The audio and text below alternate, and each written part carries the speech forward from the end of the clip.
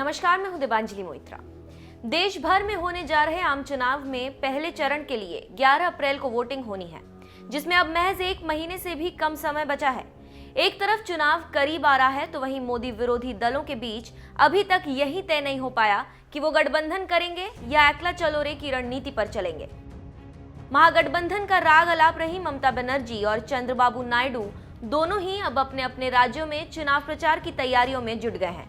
तो वहीं दूसरी तरफ मायावती और अखिलेश भी यूपी में एक साथ चुनाव लड़ने जा रहे हैं। महागठबंधन की कल्पना यहां भी हवा हो गई है। उधर दिल्ली के सियासी हालात देखकर यही लगता है कि कांग्रेस अभी यही तय नहीं कर पा रही है कि किससे गठबंधन करें, किससे नहीं। जनवरी में ही ममता बनर्जी के बुलावे पर कोलकाता रैली में जुटे मोदी विरोधी दल अब अलग अलग राह पर चलते दिख रहे हैं। हाल ही में एक न्यूज चैनल को दिए इंटरव्यू में बीजेपी नेता अरुण जेटली ने संभावित महागठबंधन के इस हालत पर निशाना साधते हुए एक ही बात कही, राजनीतिक पार्टियां नकारात्मक हो सकती हैं, जनता नहीं। ये एक तरह से बीजेपी के लिए प्रो इनकम्बेंसी है कि 5 साल बाद भी मोदी से तमाम दल इतना डरते हैं। ममता बनर्जी ने जिस कांग्रेस को अपनी कोलकाता रैली में मंच पर जगह दी थी, उसी कांग्रेस को जब सीट देने की बात आई तो वो अड़ गई कि मैं कांग्रेस को एक भी सीट नहीं दूंगी। बंगाल में अकेले चुनाव लड़ने की हालत में न होने की वजह से कांग्रेस को थक हार कर वाम दल से गठबंधन करना पड़ा। ममता बनर्जी के गठबंधन से इनकार करने की सबसे बड़ी वजह यही मानी जा रही है कि वो 42 लोकसभा सीटों वाले बंगाल में ज्यादा से ज्यादा सीटें जीतकर पीएम पद की उम्मीदवारी को मजबूत करना चाहती हैं। अरुण जेटली ने ममता की रणनीति के बारे में बताते हुए कहा, वो कहती हैं मैं बंगाल में कांग्रेस को एक भी सीट नहीं दूंगी, मैं अपनी सीट मैक्सिमाइज करूंगी और तुम्हारी सीट कम हो, यही मेरी इच्छा है। बंगाल के बाद यूपी की बात करें तो यहां भी कांग्रेस को सपा बसपा ने अपने गठबंधन में जगह नहीं दी है। मतलब यहां भी गठबंधन की बात करने वाले मोदी विरोधी दल खुद ही अलग थलग पड़े हैं। बात मायावती की करें तो 2014 में जीरो पर सिमटी पार्टी का वो 2019 में किसी भी कीमत पर कम से कम खाता खोलने में जुटी हुई हैं। यही वजह है कि वो इस बार 38 सीटों पर भी सपा से समझौता करने पर मजबूर हो गई। कांग्रेस की रणनीति के बारे में बताते हुए अरुण जेटली ने कहा, वो कहती हैं कि मैंने एक रणनीतिक गठबंधन किया है अपनी सीट बढ़ाने के लिए और देश भर में मैं अपने उम्मीदवार उतारूंगी। अब तो अटकलें चल रही हैं कि शायद अमेठी में भी उम्मीदवार खड़ा कर दे। कांग्रेस की रणनीति के बारे में बताते हुए अरुण जेटली ने कहा, कांग्रेस की राजनीति क्या है, जहां मैं मजबूत हूं वहां कोई गठबंधन नहीं होगा और जहां मैं कमजोर हूं वहां किसी भी दल से गठबंधन को तैयार हूं। उद्देश्य तीनों का एक ही है, अपनी ताकत बढ़ाओ और जो बीजेपी विरोधी बाकी दल हैं उनकी ताकत कम करो, जिससे बाद में जो संघर्ष होना है हमारे बीच में मैं उसमें कुछ न कुछ कर सकूं। अरुण जेटली ने इन दलों की नीति और एजेंडे पर सवाल उठाते हुए कहा, ये जो प्रतिद्वंदियों का गठबंधन है, न इनके पास कोई नीति है, न इनके पास कोई मैनिफेस्टो है, न तो इनकी कोई पुरानी परफॉर्मेंस अच्छी होती है और न ही कोई ऐसा नेता है जो तेजी से बढ़ते भारत को आगे बढ़ा सके। और जब चुनाव से पहले एक दूसरे की खिंचाई करने में लगे हैं, क्या इस देश को संकट की स्थिति में भेजना है?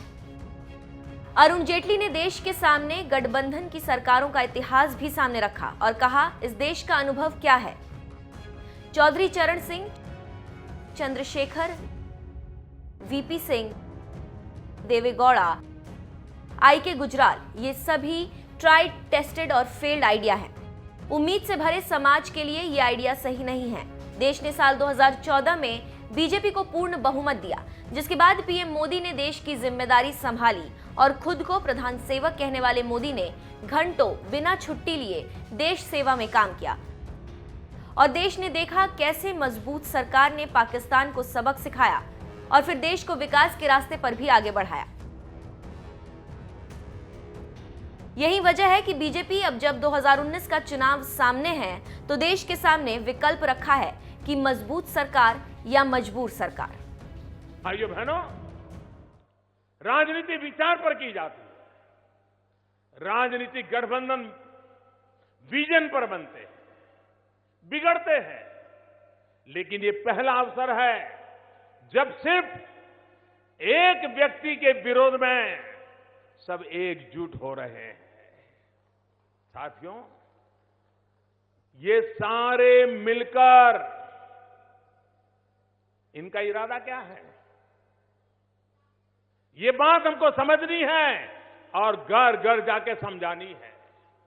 ये सारे मिलकर अब देश में एक मजबूर सरकार बनाने में जुट गए हैं। वो नहीं चाहते कि देश में मजबूत सरकार बने और उनकी दुकान फिर बंद हो जाए। वो मजबूर सरकार चाहते हैं ताकि भ्रष्टाचार कर सके। इस देश का नागरिक मजबूत सरकार चाहता है ताकि व्यवस्था में भ्रष्टाचार को खत्म कर सके। वो मजबूर सरकार चाहते हैं ताकि अपने परिवार का, अपने रिश्तेदारों का भला कर सके। देश मजबूत सरकार चाहता है ताकि सबका साथ, सबका विकास हो सके। वो मजबूर सरकार चाहते हैं ताकि रक्षा सौदों में दलाली खाई जा सके। हिंदुस्तान मजबूत सरकार चाहता है ताकि देश की सेना की हर जरूरत को पूरा कर सके। वो मजबूर सरकार चाहते हैं ताकि किसानों की कर्ज माफी में भी घोटाला कर सके। हम मजबूत सरकार चाहते हैं ताकि देश के किसानों को सशक्त कर सके। वो मजबूर सरकार चाहते हैं ताकि यूरिया घोटाला हो सके, चीनी घोटाला हो सके।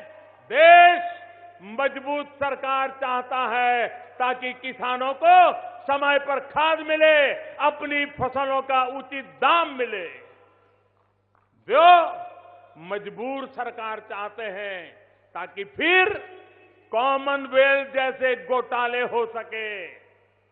भारत मजबूत सरकार चाहता है ताकि अपने बच्चों को ईमानदारी और पारदर्शिता के साथ खेल की दुनिया में आगे बढ़ा सके, उन्हें आधुनिक सुविधा दे सके।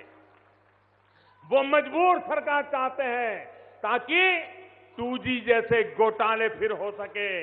देश मजबूत सरकार चाहती है ताकि देश का हर व्यक्ति डिजिटल इंडिया मिशन का लाभ उठा सके। वो मजबूर सरकार चाहते हैं ताकि अंतरिक्ष कंपनियों में भी घोटाला कर सके। हम मजबूत सरकार चाहते हैं ताकि देश गगनयान की सफलता का गौरवगान करे। वो मजबूर सरकार चाहते हैं ताकि खदानों की नीलामी में करोड़ों की लूट कर सके। हम मजबूत सरकार चाहते हैं ताकि खदानों से जो कमाई हो रही है उसका लाभ अपने आदिवासी भाई बहनों को मिले। वो मजबूर सरकार चाहते हैं ताकि स्वास्थ्य सेवा में घोटाला कर सके, एम्बुलेंस की खरीदी में घोटाला कर सके। हम मजबूत सरकार चाहते हैं ताकि आयुष्मान भारत योजना के तहत 10 करोड़ परिवारों को मुफ्त इलाज दे सके। आपकी ये भावनाएं, आपका ये उत्साह, आपका ये जोश मैं भली भांति समझ रहा हूं।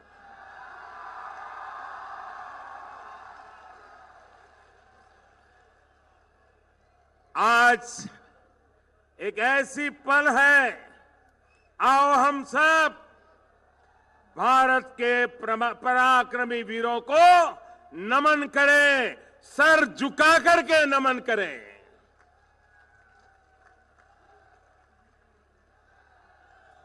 आज चूरू की धरती से मैं देशवासियों को विश्वास दिलाता हूं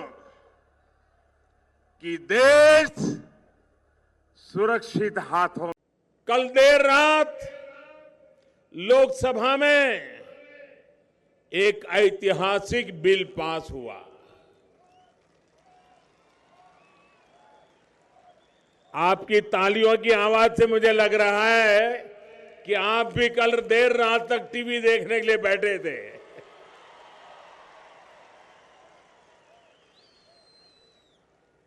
सामान्य वर्ग के गरीबों को